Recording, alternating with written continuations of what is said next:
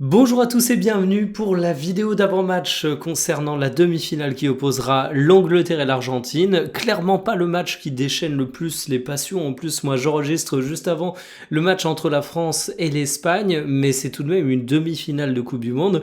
C'est tout de même un match qui va décider d'un finaliste, donc c'est quelque chose d'éminemment important dans le football.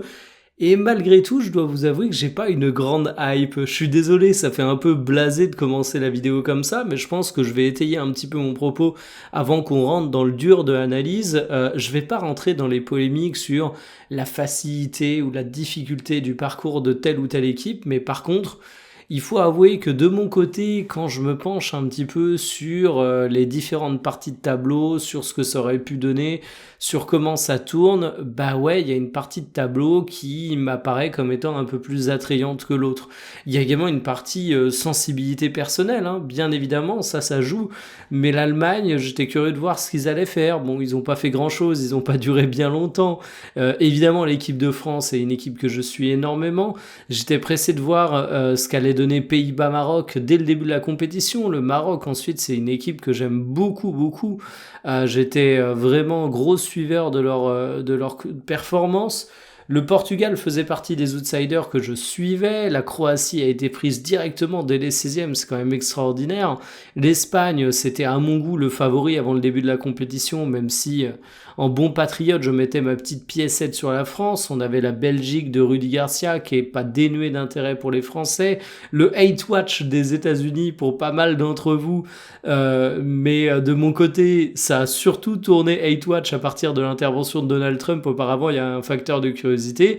Et puis de l'autre côté, alors il y a eu la bonne surprise Norvège. Peut-être que vous attendiez la Norvège énormément. Moi, je dois avouer que j'étais assez surpris de leur parcours et ça a été mon petit bonbon dans cette partie de tableau.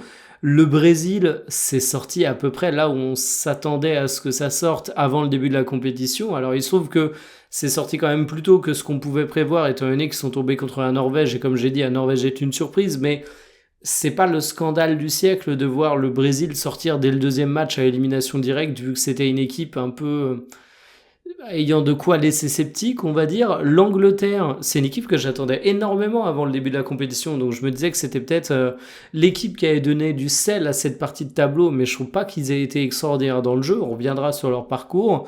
Et puis sinon, Colombie, Ghana, Suisse, Algérie, Australie, Égypte, Cap-Vert, c'est pas des équipes qui personnellement m'emballent pour diverses raisons. Il reste l'Argentine, mais du coup, l'Argentine, c'est pas mon équipe préférée non plus.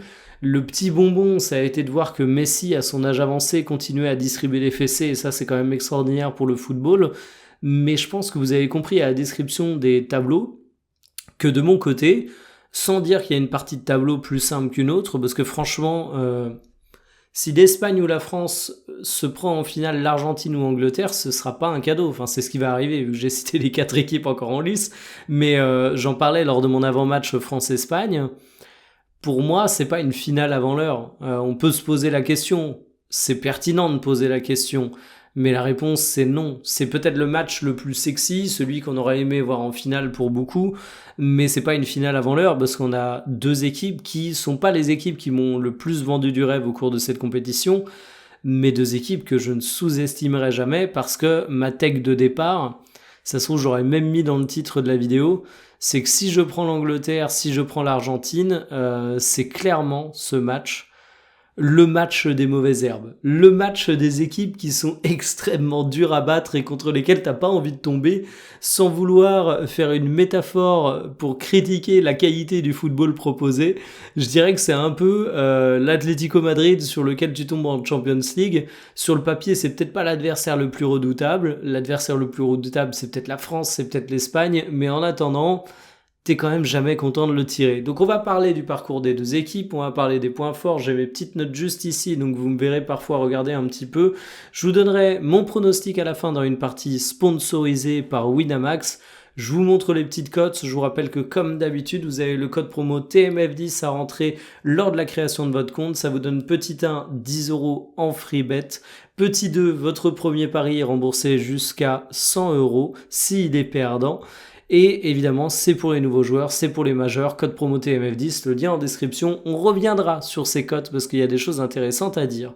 Alors je vous propose qu'on commence avec le parcours d'une équipe qui a un sélectionneur top. Un sélectionneur qui parfois est fatigué. Je parle évidemment du grand Thomas Tuchel.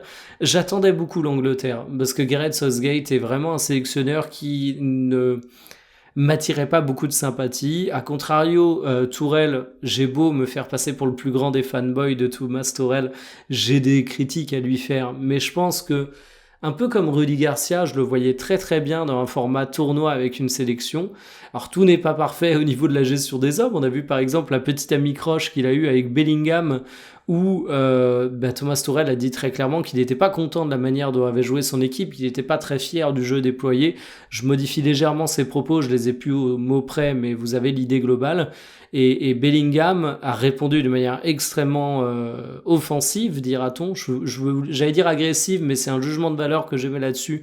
J'ai pas envie d'en mettre en disant que c'est peut-être parce qu'il avait jamais joué contre la Norvège, plus précisément Haaland, Odegaard, Sorloth, qui se rendait pas compte de ce que ça représentait. Et Bellingham s'est sûrement permis cette sortie puisque ça a évidemment été le héros de la rencontre. Je crois, si ma mémoire est bonne en termes de stats, qu'il en est à 6 matchs, 6 buts au cours de cette Coupe du Monde 2026, tout à fait. C'est évidemment un des hommes phares de l'Angleterre, des Free Lions, avec Harry Kane. Alors revenons sur le parcours anglais. Donc le parcours anglais qui a été fait de la Croatie, du Ghana, du Panama. Tu t'es retrouvé avec une configuration où en fait dans le groupe L, tu attendais l'Angleterre première, tu attendais la Croatie deuxième, c'est ce qui s'est passé, il n'y a pas forcément eu de surprise exceptionnelle. Dans les phases à élimination directe par la suite, le Congo, il y a eu une petite frayeur quand même au cours de cette rencontre, parce que c'est le Congo qui a ouvert la marque. Le Congo s'est pas non plus complètement écroulé, même s'ils ont concédé les occasions. Il a fallu un doublé d'Harry Kane en fin de rencontre, 75e et 86e, pour décider un petit peu de la fin. Mais c'était quand même pas l'adversaire qui devait te faire peur sur le papier. Le Mexique a été par contre un match autrement plus intéressant. Quand je vous décrivais le tableau et les équipes qui m'ont un petit peu fait sensation, j'aurais dû parler du Mexique parce que c'est vrai que le Mexique, je les attendais pas et ça a été un petit bonbon. Ils ont fait un match extrêmement valeureux contre l'Angleterre. Et là, une nouvelle fois, on s'est retrouvé avec l'Angleterre qui finalement étaient dans une position où ils ont eu les buts d'avance, mais il y avait toujours le Mexique qui revenait, toujours le Mexique qui n'abandonnait pas. Ça aurait pu être un match où l'Angleterre doutait un petit peu. Ça a été un match où le Mexique a beaucoup poussé à la fin, avec évidemment l'expulsion anglaise qui intervient quasiment au début de la seconde mi-temps. Mais ça a été un match très intéressant, preuve de résilience pour l'Angleterre, une rencontre tout sauf simple, et enfin le match contre la Norvège, où on a eu cette fameuse libération de Bellingham dans le temps additionnel, dans le temps additionnel, dans la... Comment on appelle ça déjà? Le trou de mémoire, quand un match se poursuit. Avec Chubet Séville, dans la prolongation, voilà, ce qui vraiment a fait de Bellingham un héros vraiment très marqué pour l'Angleterre. Ce qui est d'ailleurs assez marrant, parce que je considère que Bellingham... Je vais pas spoiler mon analyse de l'Angleterre. On y reviendra après. Sur l'Argentine, je vais faire plutôt court, parce qu'en fait, juste revenir sur le parcours, ça a un intérêt assez limité. Carton face à l'Algérie, bien aidé par Zidane dans les cages. Beau match face à l'Autriche. Beau match face à la Jordanie. Quand je dis beau match, c'est en termes de résultats comptables. Sur la beauté du match, on y reviendra, il y aura des choses à redire. Le Cap-Vert a été compliqué, et derrière, l'Égypte, qui a été un match avec un scénario absolument formidable, où tu mettais 3 buts à partir de la 79e, ce qui s'appelle un gros déblocage de compteur. L'Égypte a mené 1-0 durant toute une partie de la rencontre, t'as eu le penalty raté de Léo Messi, ça aurait pu vraiment tourner comme le match des au revoir de Messi en Coupe du Monde, qui est une catastrophe. Mais finalement, ça s'est bien redressé. Messi est buteur, passeur décisif. Donc là, c'est un petit peu l'équivalent du Mexique pour Argentine, mais ça a été encore plus chaud que ce que l'Angleterre a connu face au Mexique. Et puis le match face à la Suisse, où là, on a eu aussi des prolongations. L'expulsion d'Embolo, je vais pas revenir là-dessus, mais disons qu'elle a été relativement peu comprise. Je parle d'Embolo, de son geste, pourquoi il a fait ça, etc. Un match qui a été également âpre et difficile pour les Argentins, et un match qui a duré. Et je pense que, question de vous parler des forces et des faiblesses, je vais commencer avec ça, c'est que l'Argentine s'est pris un match qui a duré face à la Suisse, s'est pris un match où il fallait être impliqué jusqu'au dernier moment face à l'Égypte. Et moi, le premier point que j'ai envie de mettre en avant, c'est mes petits doutes sur la forme physique de l'Argentine. Si on regarde les âges, on a un 11 de départ qui a plus de 30 ans pour l'Argentine. Alors en même temps, t'as rarement un attaquant de 39 ans, ça alourdit un petit peu la note, mais finalement, t'as Tagliafico qui commence à être âgé, t'as De Paul au milieu de terrain qui est pas non plus un grand genou, Paredes, déjà qui courait pas quand il était jeune, maintenant je vous fais pas de tableau. Je suis curieux de voir ce que va donner athlétiquement l'Argentine face à l'Angleterre, parce que pour moi c'est une équipe qui commence à être fatiguée, comme dirait Thomas Tuchel. Qui a eu des matchs qui ont été extrêmement éprouvants, des matchs qui ont été longs, la compétition commence aussi à être longue, et l'Angleterre c'est un sacré client à double titre à mon goût. Déjà ils ont des joueurs qui sont plutôt forts athlétiquement, même si Declan Rice est pas dans la forme physique de sa vie, petite maladie, on se demande comment il va être mis, mais Saka, Gordon, ça va très très vite sur les ailes. Bellingham, c'est un moteur, et c'est ça que je voulais développer sur Bellingham, c'est qu'on le présente comme le joueur phare de l'Angleterre. Alors déjà, faut pas oublier Harry Kane. Je trouve que dès que t'as une star un peu sexy qui se montre, on a tendance à zapper Harry Kane. C'est vraiment Bellingham qui aujourd'hui reprend toute la lumière. Je dis pas qu'il mérite pas cette lumière, je dis juste qu'il faut pas oublier Harry Kane. Bellingham est peut-être un peu moins virtuose au cours de cette compétition que peuvent l'être certains autres joueurs. Il est dans une équipe qui développe un moins bon football aussi, mais même s'il n'est pas virtuose, il est moteur, il a une très grosse activité, très grosse influence sur le jeu. Thomas Tuchel a beau se prendre le bec avec lui, il lui a accordé sa confiance, il lui a donné les clés du camion. Il est redoutable d'efficacité avec 6 buts pour 2,62 expected goals. Certains diraient que certains buts sont des tapines, moi je dirais simplement que c'est la juste récompense du fait qu'on parle d'un joueur qui se retrouve aux bons endroits au bon moment, et en plus, justement, ces expected goals, le fait qu'il surperforme autant, montre que c'est pas tant des tapines que ça. Question de continuer sur le potentiel athlétique de l'Angleterre, je trouve aussi que, alors là il m'affiche pas le banc, il va falloir que je revienne à un match précédent de l'Angleterre pour vous montrer le banc. Mais l'Angleterre est une équipe qui a un banc absolument phénoménal. Il faut que tu arrives à tenir face à Madueke et Gordon, par exemple. Et derrière, on peut te faire rentrer Saka, qui fait extrêmement mal. On peut te faire rentrer Rashford, qui fait extrêmement mal. Au milieu de terrain, c'est la même chose. T'as Rice et Anderson, qui sont de très très bons joueurs, mais tu peux faire rentrer Eze, qui est aussi un joueur très mouvant. T'as vraiment en fait une profondeur de banc et une qualité du côté de l'Angleterre qui non seulement est utile footballistiquement, parce que t'as une boîte à outils qui est très large, tu vas pas faire la même chose en alignant un Gordon à gauche ou en alignant un Rashford, c'est pas le même profil de joueur, même si paradoxalement les deux se retrouvent au Barça, enfin un remplace l'autre mais numériquement, pas en termes de qualité footballistique, mais ça pour moi c'est un gros point fort de l'Angleterre.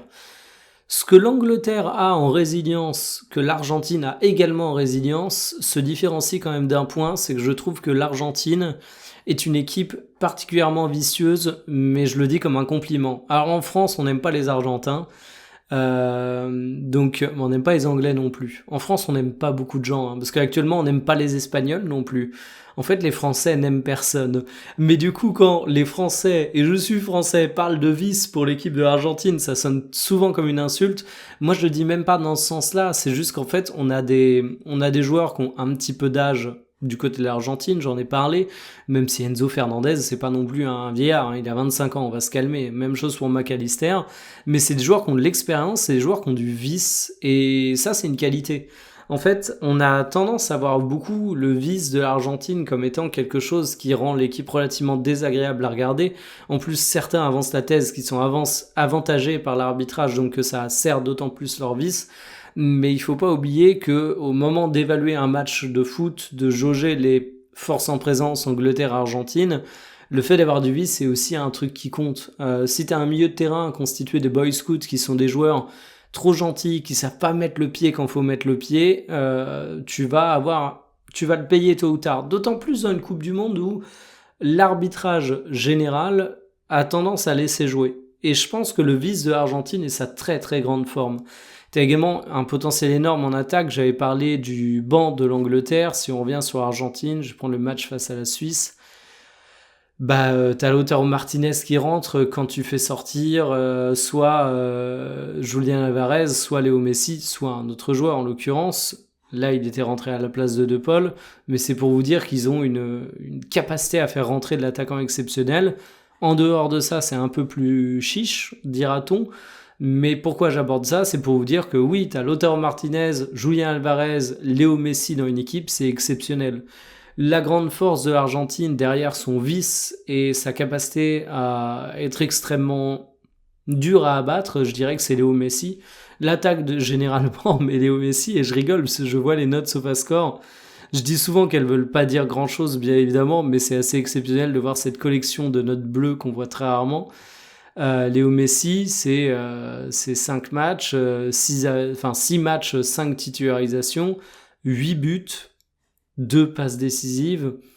Il fait une très très grosse compétition et en fait il y a un truc que j'attends particulièrement dans ce match, c'est que je vous parlais du fait que l'Angleterre était un très très gros potentiel athlétique. Je suis curieux de voir ce que Messi va faire face à cette adversité. Alors Messi, on m'a dit il y a pas longtemps sur Twitter qu'aujourd'hui il était complètement bouilli physiquement et que c'était sa divinité footballistique qui parlait sur le terrain. Et je suis plutôt raccord avec ça en fait. Messi, on va pas réinventer les performances physiques de Léo Messi. Hein. Je vous prends par exemple Messi et Bellingham. Alors la comparaison est biaisée, ils jouent pas exactement au même poste, etc. Oui, j'ai conscience de tout ça. Je vous dis pas que c'est une étude hyper poussée, mais je pense que ça va être parlant. Messi, il court 6 km 1 par match. Bellingham, il court 10 km par match, quasiment le double. Messi, il fait 3,6 sprints par match. Vous vous rendez compte, il fait même pas 4 sprints en 90 minutes. Bellingham, il en fait 12, 12,6. Je peux même dire que Messi, en arrondissant, c'est 3,5 et Bellingham, c'est 12,5. Enfin, vous voyez la différence. La vitesse max, par contre, notons que Messi, quasiment 31 km/h, même niveau que Bellingham. Il a toujours une vitesse de pointe, notre petit lutin argentin, mais ça c'est pas le facteur le plus parlant et c'est le facteur qui généralement peut être le plus biaisé en termes de stats. Je pense que Bellingham, si tu fais faire une course où tu lui dis cours le plus vite possible, il peut quand même te déposer Messi. Mais Messi a un très faible volume de jeu. Messi est bouilli, faut dire les choses. Et c'est pas manquer de respect au GOAT que de dire ça, parce que je les vois venir, les fans de Léo Messi, qui sont d'une lourdeur incroyable. C'est que Messi, il a 39 ans. Ben oui, évidemment qu'il est bouilli, Messi. C'est pas lui faire offense que de dire ça, c'est simplement les lois de la nature, en fait. Oui, à 39 ans, tu cavales pas comme un mec qui en a 20. Et en plus de ça, Messi, même à 20 ans, il cavalait pas comme un mec qui cavalait beaucoup dans le football. Ça a toujours été un marcheur. Et du coup, je suis curieux de voir ce qu'il va donner face à l'Angleterre, parce que Messi, face à une très grosse adversité, voilà. Bon, après, l'Angleterre a un problème, c'est toute sa ligne défensive, en fait. Alors, Reece James, faut en parler, parce que c'est un joueur que j'aime bien, Reece James, mais pour le coup, je vais pas défendre Thomas Tuchel, qui disait « Oh, on pouvait pas voir venir sa blessure, etc. » Reece James, il est toujours blessé, hein, donc oui, sa compétition, elle est réduite à peau de chagrin. Et derrière, t'as des sujets au niveau de ta charnière centrale, t'as pas toujours été performant dans ce domaine-là. L'Angleterre est pas une équipe qui m'inspire une très grande solidité défensive. Alors, je crois que, je sais plus combien de buts ils prennent dans la compétition, ils prennent 6 buts en 6 matchs, c'est pas tant que ça, mais par rapport à une équipe de ce statut, moi je flippe toujours un peu avec ça. Donc je suis à la fois curieux de voir comment Messi va se retrouver face à une très grosse adversité athlétique, si je prends l'ensemble de l'Angleterre, mais dans le même temps, il n'aura pas forcément les défenseurs centraux les plus talentueux du monde pour l'arrêter, et Messi, si je dis qu'il est bouilli, son talent, il l'a toujours autant, c'est un magicien, on le voit. Les ailiers de l'Angleterre, c'était un truc que je m'étais noté. Moi, j'ai absolument aucune confiance en Molina et en Tagliafico. Alors, non pas que ce soit des joueurs absolument claqués au sol, mais c'est pas des joueurs de très très grande classe mondiale. Bukayo Saka en est un, Gordon en est un. Je pense que ça peut faire extrêmement mal. Je pense qu'en plus, l'Argentine a parfois été une équipe qui avait du mal à gérer les transitions adverses et que l'Angleterre peut vraiment taper un très très gros coup là-dessus. Et le second point où j'aime bien les Anglais, et d'ailleurs je vais checker un truc que j'ai pas checké avant, il y a de la taille du côté des Anglais, 1m84 de moyenne, 1m77 de moyenne pour les Argentins. La taille ne veut pas tout dire dans le domaine que je vais évoquer, les duels aériens, mais en l'occurrence ici, confirme mon impression et ce qu'on voit depuis le début du mondial, c'est que dans les airs, les Anglais sont dangereux, dans les airs, les Anglais peuvent dominer, dans les airs, les Argentins sont nettement moins exemplaires. Donc je pense que si on a des corners, des coups de pied arrêtés, des ailiers qui arrivent à faire les différences et qui centrent à de nombreuses reprises, tu peux avoir une souffrance dans le secteur aérien pour l'Argentine et ça peut jouer assez fortement. Donc on a deux équipes mauvaises herbes, deux équipes qui peuvent nous donner un match qui peut être une véritable purge. J'ai pas peur de le dire, moi c'est un point qui me fait peur. Mais on a du talent et de quoi enflammer la rencontre également. Je pars pas du principe qu'on va avoir un fou de champagne, parce que là je vous dis un petit peu, ça peut se passer comme ça ou comme ça, je dis deux possibilités. Si je dois mouiller et vous annoncer la rencontre que j'attends, c'est pas forcément une rencontre de football champagne, c'est potentiellement un match d'observation qui va être chiant durant toute une partie, et puis au bout d'un moment forcément il y a une équipe qui va marquer, sauf si ça fait 0-0 et que ça va jusqu'au tir au but, et l'autre va être obligé de se découvrir, mais j'attends une bonne partie de la rencontre chiante. Peut-être que c'est un petit peu ma grande frayeur. Alors qui je vois l'emporter avec ses forces et ses faiblesses que j'ai évoquées? Je vous remets les codes dans la partie sponsorisée par Winamax. Le code promo TMF10, ça vous donne 10 € en free bet. En plus de ça, votre premier pari est remboursé s'il est perdant jusqu'à 100 € en cash. C'est pour les nouveaux joueurs, c'est évidemment que pour les majeurs et ça aide la chaîne si vous utilisez le code promo TMF10. Avant de donner mon prono, les cotes. Angleterre très légèrement favorite avec 2,60 en termes de cote, mais également la préférence des parieurs. Vous allez me dire 52% c'est peu, oui, mais c'est pour le résultat du match. Et on a 18% sur le match nul, 30% pour l'Argentine, donc ça fait une belle diff. On peut donc dire que à la fois sur le choix des parieurs, et là on le voit, 58%, 42% pour l'Argentine, mais aussi sur les cotes, c'est plutôt l'Angleterre qui passe devant. Ça me fait rire d'ailleurs de voir qu'on a une grosse différence entre les codes de résultats et les codes de qualification. L'Angleterre passe de 2,60 à 1,75 et l'Argentine de 3 à 2,10. Ça veut quand même dire que beaucoup de personnes s'imaginent des prolongations, je pense. Sur les plus posés, nous avons les deux équipes qui marquent. Nous avons l'Angleterre, Léo Messi en buteur, qualification Angleterre, Harry Kane, Bellingham en décisif, Bellingham en buteur. Je vais pas vous faire toute la liste, je vais directement aller sur ce que je sens bien, et ça tombe bien, c'est le my match le plus joué. C'est le fameux Angleterre et les deux équipes qui marquent qui nous donnent une cote à 3,15. C'est une cote plutôt intéressante et c'est pas un truc que je trouve hyper improbable parce que je dois vous avouer que de mon côté, j'ai pas une grande confiance dans la défense de ces deux équipes. Alors oui, j'ai dit que c'était un match qui allait être sûrement décevant, qui allait sûrement avoir de l'observation, mais je le redis, grande partie du match chiant, mais si au bout d'un moment t'as une équipe qui est obligée de faire les efforts pour recoller au score, ça va s'ouvrir. Admettons qu'on a un premier but sur un corner ou un ailier qui fait une différence, centre pour Harry Kane qui marque, derrière l'Argentine qui est obligée de revenir au score, bien évidemment. Je pense que ça peut vraiment partir en massacre. Donc, deux équipes qui marquent Angleterre, je sens plutôt bien. Et si je vous donne simplement et qualification Angleterre, hein, c'est même pas résultat du match Angleterre. Donc ça pourrait faire 1-1 et l'Angleterre derrière se qualifie soit au tir au but, soit en prolongation. Important à dire, ça rend la cote d'autant plus intéressante. Donc je sens plutôt l'Angleterre plus que l'Argentine, mais c'est un match qui est assez équilibré, je trouve que les cotes sont assez représentatives de la physionomie globale. Donc voilà, on se retrouve dès ce soir pour le débrief à chaud de la rencontre entre la France et l'Espagne. On verra ensuite qui affrontera qui. Hein. On aura le premier finaliste dès ce soir, on aura le deuxième juste après. Je serai évidemment déprimé si c'est pas la France, pas de surprise. Mais l'Angleterre comme Argentine, je dois vous avouer que mon choix du cœur est assez neutre. C'est pas deux équipes que j'apprécie beaucoup, pour être transparent avec vous. Pas au point de faire du hate watch, mais franchement, si les deux pouvaient être éliminés et que l'Espagne comme la France pouvaient être qualifiés en finale, j'aurais signé tous les jours. Sur ce, je vous souhaite un bon match. Je vous donne rendez-vous ce soir après la rencontre des Bleus et de l'Espagne. Salut!